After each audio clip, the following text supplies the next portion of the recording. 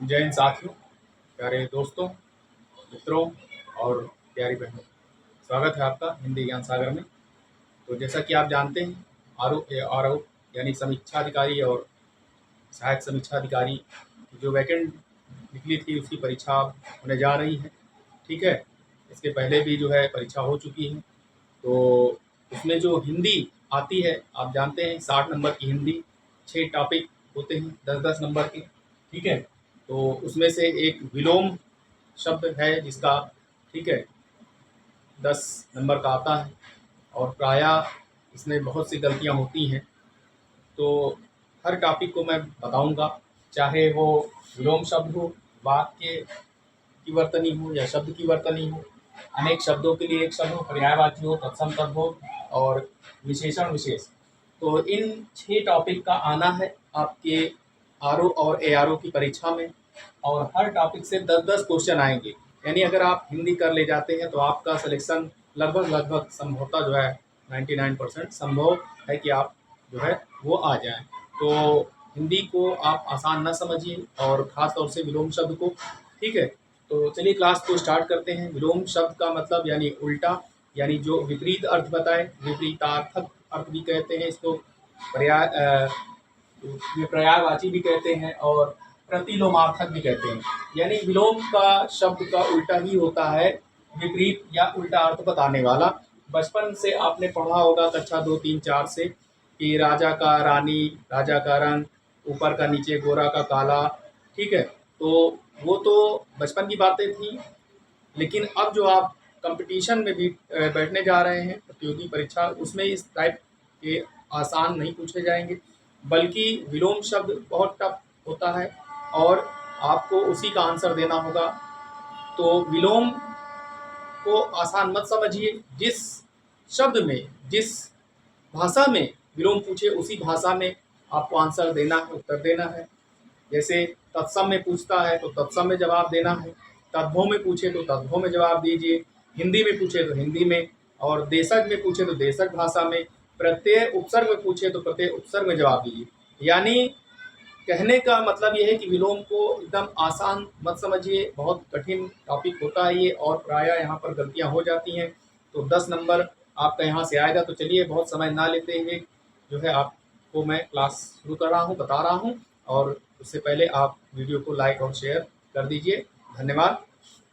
तो यहाँ देखिए, विलोम, कभी कभी विलोम शब्द का उल्टा भी पूछता है, या कहता है इस शब्द का विपरीतार्थक, विपरीतार्थक शब्द या प्रतिलोमार्थक शब्द बताइए, या विपर्यायवाची बताइए, या विपरीत शब्द लिखिए।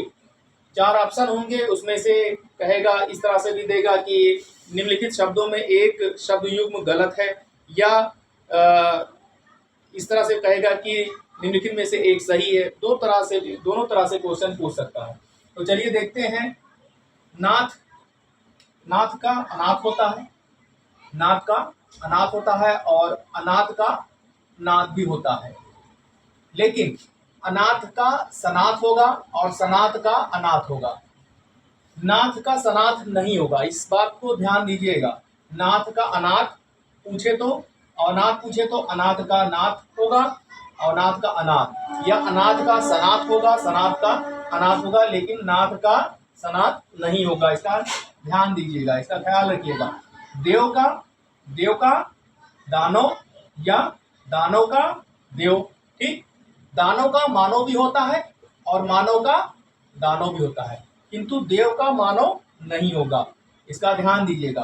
दानव का मानव, मानव पूछे तो मानव का दानव हो जाएगा, दानव का देव, देव का दानव। ठीक, इसी तरह से मान का अपमान होता है, अमिष का निरामिष, युवा का बूढ़ा, राग का अनुराग, अवधि का निरावधि।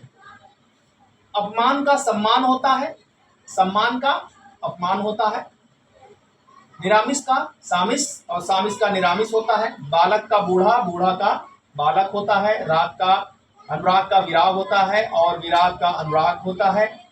निरावधि का सावधि, सावधि का निरावधि होता है, किंतु अवधि का सावधि नहीं होता। तो इसका ध्यान दीजिएगा कि मान का सम्मान नहीं लिखेंगे, मान का अपमान या अपमान का मान, अपमान का सम्मान, सम्मान का अपमान। आमिष का निरामिष, ये क्वेश्चन बहुत पूछता है। आमिष निरामिष, या निरामिष का शामिश, शामिश पूछे तो निरामिष। युवा का बूढ़ा, बूढ़ा का बालक, ठीक, बालक का बूढ़ा। राग का अनुराग भी होता है, अनुराग का विराग भी होता है, लेकिन राग का विराग नहीं होगा। विराग का अनुराग, अनुराग का राग या राग का अनुराग।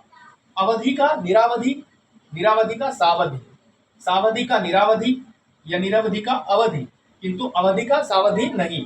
ठीक, तो ये 10 क्वेश्चन आपके इस तरह से विलोम में आते हैं। तो ये मान के चलिए कि क्वेश्चन के शब्दों को देखिए कि क्वेश्चन जो है वो कहाँ से पूछे गए हैं। तत्सम के पूछे गए हैं संस्कृत के, या तद्भव के पूछे गए हैं, या देशज शब्द हैं, या विदेशी शब्द हैं, या उपसर्ग लगा हुआ है, या प्रत्यय लगा हुआ है। इन चीज़ों को ध्यान में रख कर ही आपको उत्तर देना है, अन्यथा आपका एक क्वेश्चन गलत हो जाएगा और बहुत बड़ी हानि होगी। ठीक है, उसका ध्यान रख करके ही क्वेश्चन पेपर हल कीजिएगा मेरे भाइयों, दोस्तों, प्यारे मित्रों और बहनों। ठीक है, वीडियो को लाइक और शेयर जरूर कीजिए और कमेंट बॉक्स में बताइए आपको वीडियो कैसी लगी। ठीक है, वीडियो को देखने के लिए आप सभी लोगों का हृदय से धन्यवाद। जय हिंद।